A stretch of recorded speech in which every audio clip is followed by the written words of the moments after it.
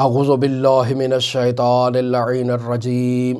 بسم اللہ الرحمن الرحیم اللہم صل علی فاطمۃ و ابیہا و بعلہا و بنیہا وسر المستودع فیہا بعدد ما احاط بہ علمک۔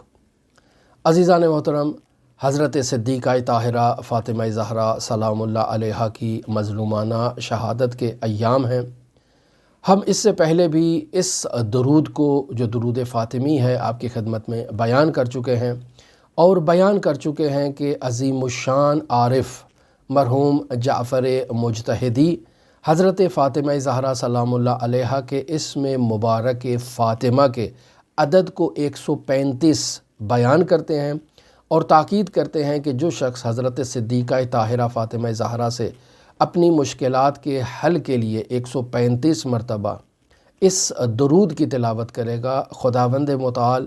اس مظلومہ بی بی کی عظمت، عصمت، طہارت اور مظلومیت کے طفیل اس کی حاجت روائی کرے گا۔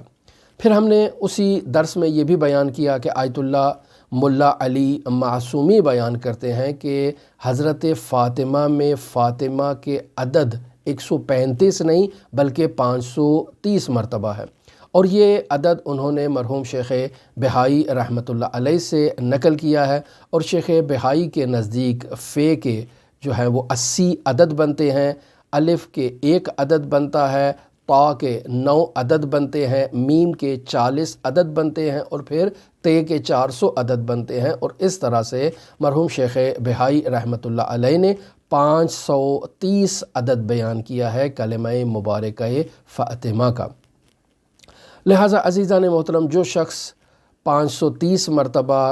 مرحوم شیخ بہائی کو مد نظر رکھتے ہوئے یا 135 مرتبہ شیخ جعفر ششتری کو مد نظر رکھتے ہوئے اپنی مشکلات کے حل کے لیے اس درود کو پڑھے، اللہم صل علی فاطمۃ و ابیہا و بعلہا و بنیہا وسر المستودع فیہا بعدد ما احاط بہ علمک، تو خداوند متعال اس کی تمام مشکلات کو حل کرے گا بشرطے کہ وہ جائز اس کی حاجات ہوں۔ لیکن اس کے لیے عزیزان محترم شرط ہے۔ شرط کیا ہے؟ کہ انسان خلوص نیت کے ساتھ اس عمل کو انجام دے۔ جس قدر انسان میں اخلاص پایا جائے گا اس مخدرہ بی بی کے لیے، خداوند متعال اس کے خلوص کی جو ہے وہ اس کے احترام میں اس کی مشکل کو حل فرمائے گا۔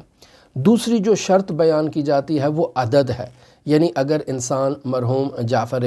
مجتہدی کی بات پر اعتماد کرتا ہے تو عدد 135 ہے، اور اگر مرحوم شیخ بہائی اور ان کی اقتداء میں ملا علی معصومی کے بتائے ہوئے عدد پر اعتماد کرتا ہے تو عدد 530۔ پس عدد کی رعایت کرنا بہت ضروری ہے۔ تیسری شرط جو ہے وہ توجہ ہے، یعنی انسان حضور قلب کے ساتھ اس ذکر کو انجام دے۔ توجہ کے اسباب ہیں، ایک سبب یہ ہے کہ انسان خلوت میں اس ذکر کو انجام دے، جہاں ازدحام نہ ہو، جہاں ٹیلی ویژن نہ چل رہا ہو، جہاں جو ہے وہ لوگوں کا شور و غل نہ ہو، جہاں باتیں نہ ہو رہی ہوں، جہاں کہے نہ لگ رہے ہوں، ایک خلوت میں انسان اس ذکر کو انجام دے۔ دوسرا یہ کہ انسان قبلہ رخ ہو کر اس ذکر کو انجام دے، یہ نہایت ہی ضروری ہے۔ اور تیسرا جو یعنی در واقع چوتھی شرط جو بنتی ہے توجہ کے بعد، وہ ہے انسان ایک مجلس میں، ایک محفل میں، ایک نشست میں اس عدد کو انجام دے۔ خداوند متعال اس کی تمام مشکلات کو حضرت صدیقہ طاہرہ کے طفیل برطرف کرے گا اور اس کی مشکلات کو حل کر دے گا۔ عزیزان محترم، کل کی گفتگو میں بھی ہم نے بیان کیا کہ حضرت سید الاوصیاء امیر المؤمنین علی بن ابی طالب علیہ الاف و تحیت بثنا پر اس سے پہلے بیان کیا کہ ائمہ معصومین پر فاطمہ زہرا حجت ہے اور اللہ کی جانب سے حجت ہے۔ کل کی گفتگو میں بیان کیا کہ اللہ کی جانب سے فاطمہ بعض موارد میں سید الاوصیاء امیر المؤمنین پر بھی حجت ہے، اور باقاعدہ رسول خدا نے اپنے آخری لمحات میں باقاعدہ اس بات کی امیر المؤمنین کو تعلیم دی کہ یا علی، میں نے فاطمہ کو جبرائیل کی جانب سے ان باتوں کا حکم دے دیا ہے جو اوامر فاطمہ ہیں، تو اے علی جب فاطمہ آپ کو حکم کرے تو اس حکم کو نافذ کریں، یعنی آپ پر لازم ہے، آپ پر واجب ہے کہ اس حکم کی اطاعت کریں۔ عزیزان محترم، محمد بن جریر طبری اپنی کتاب دلائل الامامہ صفحہ نمبر 106 پر حضرت امام محمد باقر علیہ السلام سے ایک روایت کو نقل کرتے ہیں، جس روایت کا یہ نتیجہ نکلتا ہے کہ فاطمہ کی اطاعت نہ صرف امام پر واجب ہے، نہ صرف معصوم پر واجب ہے، بلکہ اللہ کی تمام مخلوقات پر فاطمہ کی اطاعت کرنا واجب ہے، چاہے وہ مخلوقات جنوں کی صورت میں ہو، چاہے وہ مخلوقات انسانوں کی صورت میں ہو، چاہے وہ مخلوقات پرندوں کی صورت میں ہو، چاہے وہ مخلوقات وحشی حیوانات کی صورت میں ہو، چاہے وہ مخلوقات انبیاء کی صورت میں ہو، چاہے وہ مخلوقات ملائکہ کی صورت میں ہو، ان تمام پر فاطمہ کی اطاعت کرنا واجب ہے۔ امام باقر علیہ السلام کی حدیث ہے، محمد بن جریر طبری دلائل الامامہ صفحہ نمبر 106 پر اس روایت کو نقل کرتے ہیں۔ متن روایت کو ملاحظہ فرمائیں، ارشاد ہوتا ہے امام محمد باقر سے، وَلَقَدْ كَانَتْ صَلَوَاتُ اللَّهِ عَلَيْهَا طاعتها مفترضة على الجميع من خلق اللہ، یعنی حضرت فاطمہ زہرا سلام اللہ علیہا کی اطاعت اللہ کی تمام مخلوق پر